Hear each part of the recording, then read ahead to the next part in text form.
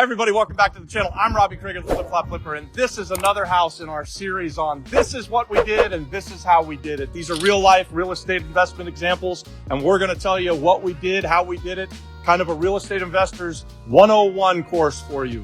So here's what we've got here on the Carrigan house. It's a 3-bedroom, 2-bath house. We bought it on market. So that's the big story here. Everybody that you see online tells you on market is terrible, on market is bad. Guys, there are deals on market. What's on market? On market means that this house was listed on the MLS. It was listed by a realtor. It's a traditional for sale. And it was up there for sale for about 45 days when my son McKenna came across it, made an offer on it. They were asking like $250. He negotiated them down only a little bit, bought it for $235,000. Of course, it's value add, guys. That's what we do. We are value add real estate investors, and this is no exception. So when McKenna bought this house, it needed everything. And that's why he got such a great deal on it. We also know for two other reasons that we got a great deal. Not only is it worth about $400,000 now that it's been fixed up, but also the people across the street who are real estate investors, they bought the house that's almost identical to this house and are doing the work now, and they paid $305,000 for it a few months after we bought this one. So we know we got an excellent deal, and we've had it rented. Let's go check it out. This is the house across the street they're renovating. Looks just like mine. It's the same layout.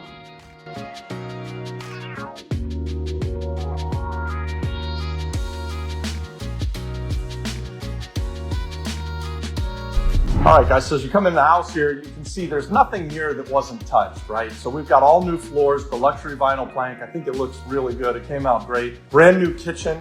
So these cabinets, they were a deal. They fell off the back of a truck. The countertops, they're just normal everyday Formica, but they look great, guys, right? So the tile combination with the luxury vinyl plank and the cabinets, it came out amazing. Great job, McKenna. You guys, you knocked it out of the park on this one. We'll walk around and you'll see it's actually, I would say that if you put a closet in one of these rooms, you have a 4-bedroom, 2-bath house. The 2 rooms on this side of the house were one gigantic room. They divided them into 2. So you either have a 3-bedroom, 2-bath with a kind of office area, or you have a 4-bedroom, 2-bath house if you add a closet. Here are the nice floors. Yeah.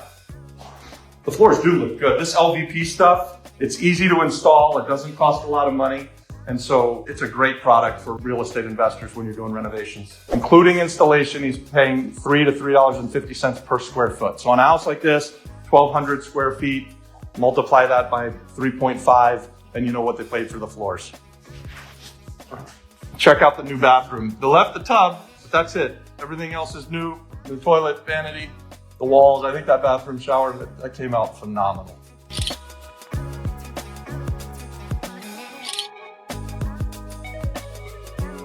This house has, despite it being a small house, it's got big bedrooms. Big bedrooms, I think, are a great selling point when either you're renting a property or if you're looking to resell it. So right now, we've got it out to do both. It's for rent, and if it rents, this house cash flows. It's a cash flow machine. We'll go through the numbers a little bit later on in the video. And if it sells, well, hey, you make 100 grand, do the flip, you buy something else, you renovate that. That's sort of the deal.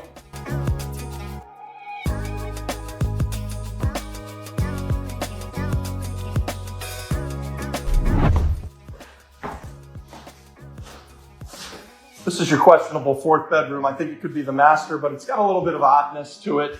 It's got these low ceilings. This is where your laundry room is in this room. So you'd have sort of laundry in your master bedroom if that's what you chose to do with this. They've set it up to be an office, and it works like that. It's got a really nice bathroom here. Really well done bathroom there.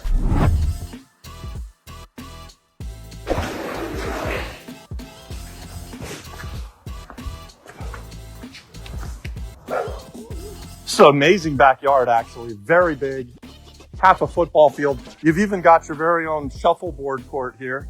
We realized that that's what this used to be. And you just got to spray paint the little diamond back on there, and you could be shuffleboarding tomorrow.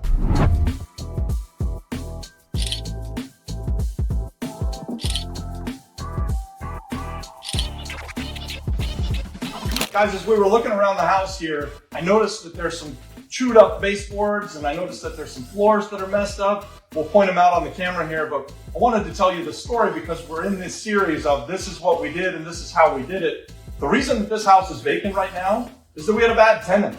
And so if you're going to be in this business, You got to be able to hold on for the good times and the bad times, and sometimes you're going to get a bad tenant. This guy who rented this house from us, when he started the business, he had a great job making $10,000 a month. He could afford the house easily. He was starting a family, and his dogs and his girlfriend, they all moved in. At some point during that year while he was renting from us, he quit his job to start a business. His girlfriend leaves him, takes the dogs to Maine, and then he stops paying, and somehow we're the bad guy. So we had to do a full eviction, which we don't do very often, guys. You have to really be sort of a bad tenant for us to want to evict you. You have to just flat out stop paying and make no effort whatsoever. And that's what this guy did. So when we got into this house, I mean, the stuff that you can still see, some baseboards chewed up, some small flooring here that's messed up, some blinds that are broken. This is really minor. We had to repaint this entire house after he moved out. And so that's why it's sitting here vacant. I just wanted to add that to this story because I think it's a really important part of what we do. As landlords, we get good tenants, and when we get good tenants, we hold on to them like precious silver, right? Like we want to take care of our tenants who are taking care of us. And when you get a bad tenant, sometimes you're forced to do the eviction, and we had to do that in this case. And so thought you should know about it. The joys of being a landlord. This is what we do. This is how we do it. All right, guys. So that's the house. I'll run through the numbers again. I'll tell you this is an on-market deal. On market's okay. You guys, if you make enough offers, you'll get great deals, and great deals are what you need. It doesn't matter if it's off market, on market, or how you're buying it. We've done just about everything, and you're going to see it in this series.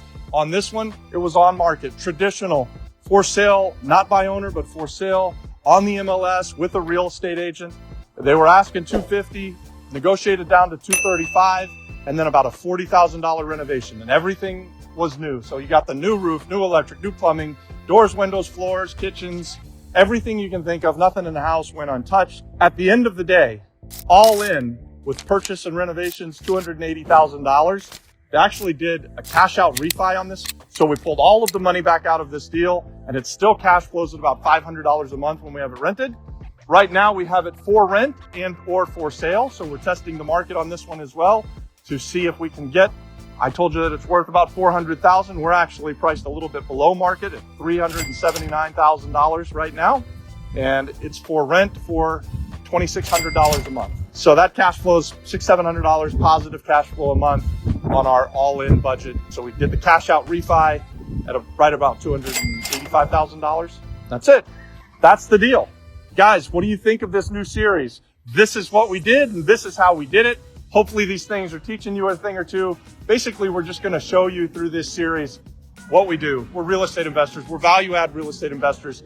And there's more than one way to skin a cat. In fact, there's dozens and dozens of ways to be a profitable real estate investor. So get out there and make offers. Look at everything. Be bold, guys. Start your real estate investing career today. Like and subscribe to the channel. God bless. See you on the next one.